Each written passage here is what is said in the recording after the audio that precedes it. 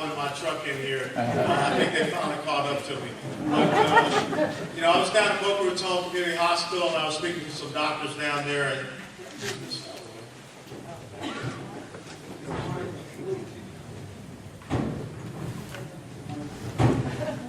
I hate being separated from you. But,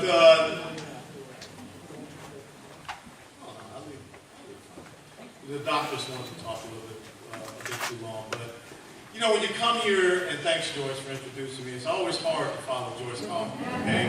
She makes a living out of talking, so I'll be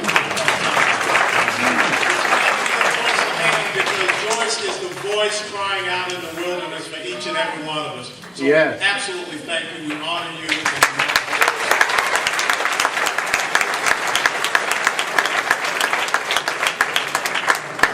Up here, you always have something in the back of your mind that you want to talk about to everyone.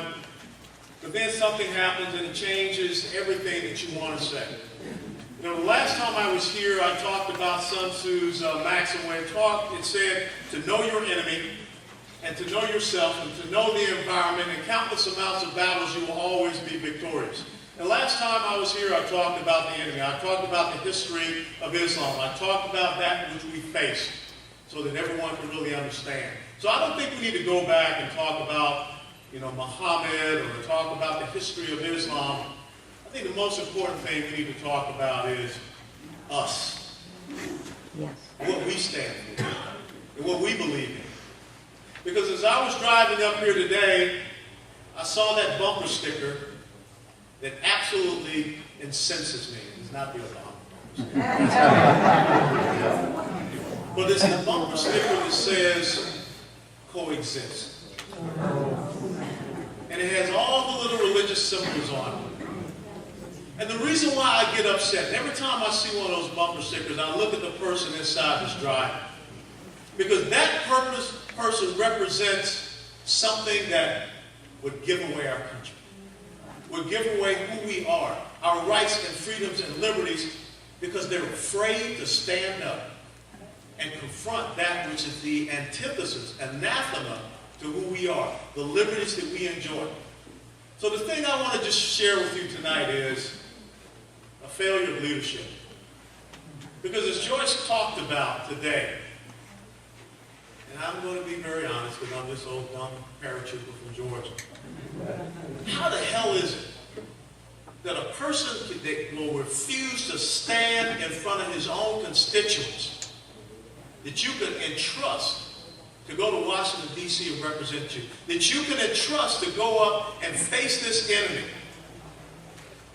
and say, I'm not allowing that to happen in my country, that you could entrust this person to be on the exact same anti-Semitic task force as a Muslim congressman that took an oath upon the Quran, that went to the Hajj, stood there and listened to cleric talk about how Islam will rule the world and destroy Western civilization. How can you allow that to happen? How can we gotten so devoid of leadership in this country where after what happened at Fort Hood, Texas, the chief of staff of the United States Army could go on the show with George Stephanopoulos and say he was more so concerned about diversity being a casualty than the fact that he had lost 13 soldiers, and 14 when you consider the fact that one of those soldiers was pregnant. How can we have leadership that will turn to young men and women in a combat zone and tell them that you can't do anything until the enemy shoots at you? We can't have night operations. We have to let the enemy know when we're coming into an area. I was getting some back channel emails from Marines that were there doing that operation in Margin.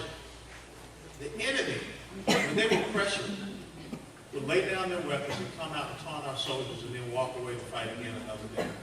And because of the rules of engagement that our leadership has placed on the soldiers, they're going to have to fight those individuals again. How did we become so lost from that great speech that General Patton gave before he took the Third Army across Europe, to the point where right now We have a 2-star Army general that is prosecuting 3 United States Navy SEALs because they punched the guy in the stomach. How can we survive when we have leadership that says that the constitutional rights that are promised and guaranteed to each and every American citizen are so worthless that we will give them to an illegal enemy combatant, a person that tried to kill Americans on an airplane, or a person that planned the 9/11 attacks? See, no matter what the enemy does, we have got to have people that will stand up, confront this enemy, and say what it is. Now, I don't know if we got some Ron Klein supporters here that are, trying to take me, or if we have some people that want to try to bring something against me later on. If so, please come up to the front, because I want you to clearly hear what I have to say. I am not afraid of saying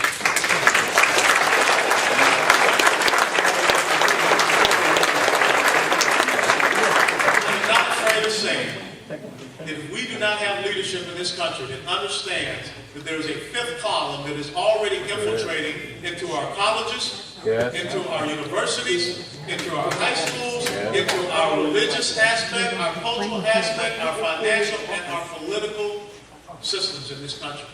That enemy represents something called Islam. Islam is a totalitarian, theocratic political ideology.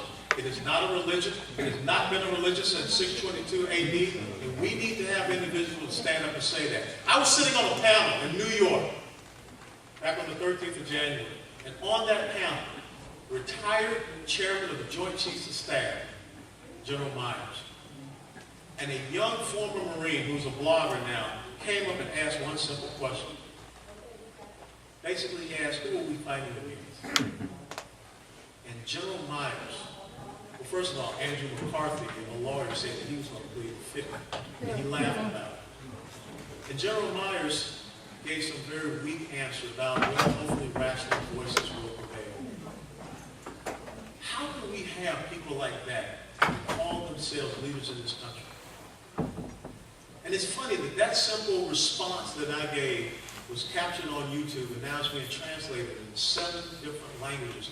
All because people are looking for principled leaders and courageous individuals that will stand up and will protect the American people from this very vile and very vicious enemy that we have allowed to come into our country because we ride around with bumper stickers that say coexist.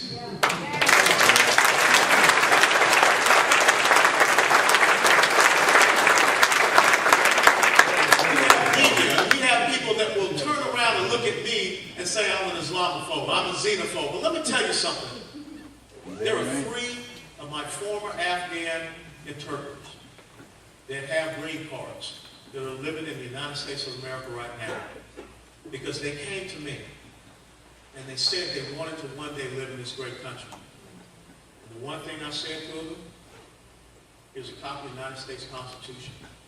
You go and study this Constitution, you understand this Constitution, and when you tell me that you believe in the precepts and the concepts that are there, and that you understand that it supersedes this thing that you have come to call your religion, and that you will have an oath to defend this Constitution when you become an American citizen, then I will write a letter of recommendation for you to be a fellow American. And they did. And one of them brought his family. They live in Buffalo, New York. So I reject being called an Islamophobe. I reject being called a xenophobe because I do want to coexist. But I want to coexist being proud of who I am as an American, being proud of that upon which we live, this flag, our laws, our traditions, our cultures. As I said before, I will not be subject to anything but the United States Constitution. Yeah.